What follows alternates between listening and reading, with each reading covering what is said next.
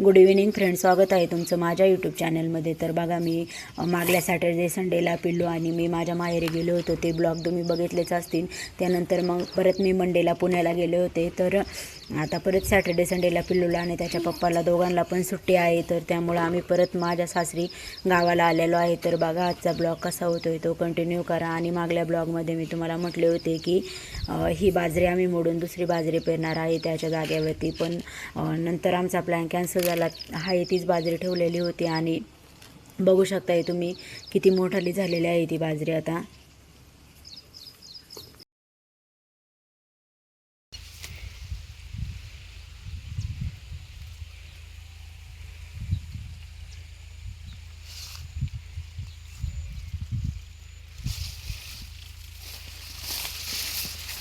मागल्या ब्लॉगमध्ये तुम्ही बघितलंच होतं की याच्या आधी पण सोयाबीन होती, पण ती खूप पातळ उतरली होती. तर मी तुम्हाला म्हटले होते की ती मोडून आम्ही दुसरी सोयाबीन पेरणार आहे. तर बघा, ती मोडून आम्ही दुसरी सोयाबीन पेरली होती. तर किती छान उतरलेली आहे. पण आता सध्या पाऊसच नाही, तर तिला पाणी भरावं लागणार आहे. तर बघा, त्यानंतर चहा बनवायचा आहे आपल्याला, कारण चहाचा पण टाईम झालेला आहे. तर आपण मस्त गवती चहा टाकून चहा बनवणार आहे. तर मला खूप जास्त गवती चहाचा चहा आवडतो. तर कोणाला कोणाला आवडतो नक्की कमेंट करून सांगा. तर बघा, तर इकडे बघा, मी मस्त दूध गरम करायला ठेवलेलं आहे. आता आपण त्यामध्ये साखर, चहा पावडर आणि गवती चहा टाकून मस्त चहा बनवणार आहे.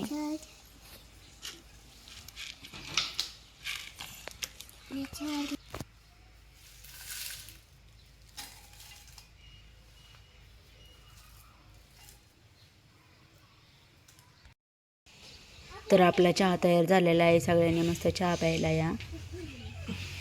त्यानंतर मी तुम्हाला दाखवणार आहे की आमच्या घराच्या अवतीभोवती कशा कशाची झाडं आहे आणि कोणकोणती फळं येत आहे. तर नक्की बघा. तर बघा, हे केशर आंब्याचं झाड आहे आणि याला एकदाच आंबे आलेले आहे. ह्या वर्षी आंबे नाही आले याला.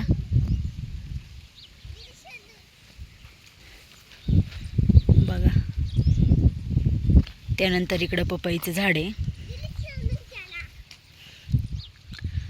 बघा, याला किती पपया आलेले आहेत आणि पिकायला पण लागलेले आहेत. हे आहे चिक्कूचं झाड. याला अजून एकदा पण चिक्कू नाही आलेले.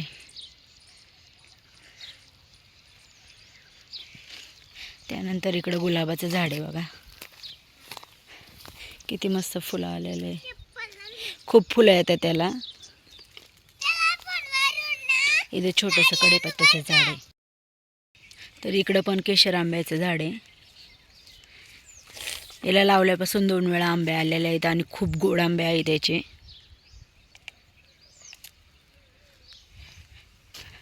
इकडं बघा, इकडं पण एक पपईचं झाड आहे. त्याला पण पपया आहेत. हे आहे नारळाचं झाड. बघा, याला एकदा पण नारळ आलेलं नाही. की असं म्हणतात की 5 वर्ष झाल्याच्या नंतर नारळाला नारळ येतात. मला पण एवढं माहीत नाही. कुणाला माहिती असेल तर कमेंट करून नक्की सांगा.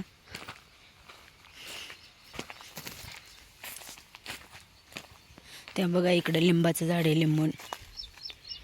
लिंब खूप छोटं आहे अजून. याला खूप वर्ष लागतील लिंब यायला.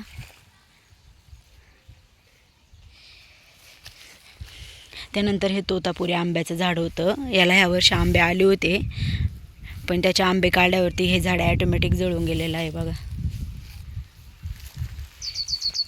इथं बघा किती मोठाले वांग्याची झाडे आहेत. त्यानंतर इकडं परत एक चिक्कूचं झाड आहे आणि त्याला फर्स्ट टाईम चिक्कू आलेले आहेत. तर किती चिक्कू आहेत ते.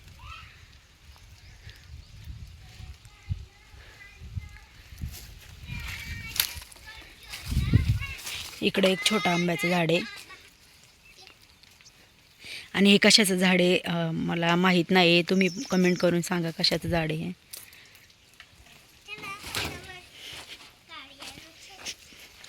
तर बघा, असे पूर्ण लाईन आहे एक. पिल्लू, स्वागत कर आपल्या यूट्यूब चॅनलमध्ये.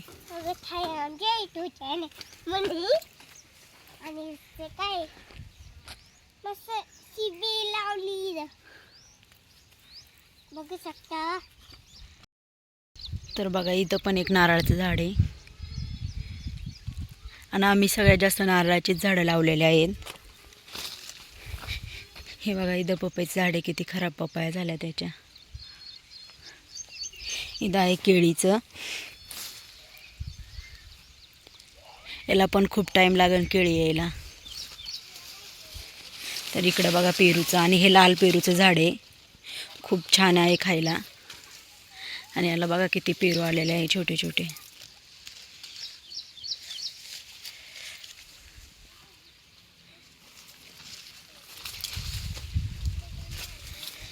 इथं बघा इथं एक छोटं आंब्याचं झाड आहे आणि इकडं परत नारळ आहे. इकडं पण एक नारळ आहे.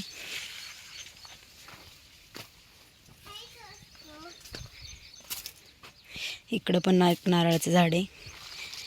इथं गवती चहा आहे. इकडं पण एक नारळाचं झाड आहे.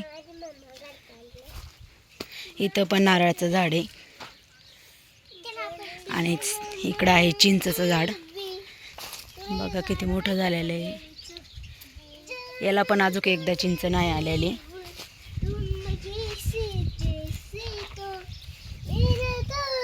हा ब्लॉग मी येथेच एंड करते. आवडला असेल तर नक्की चॅनलला सबस्क्राईब करा.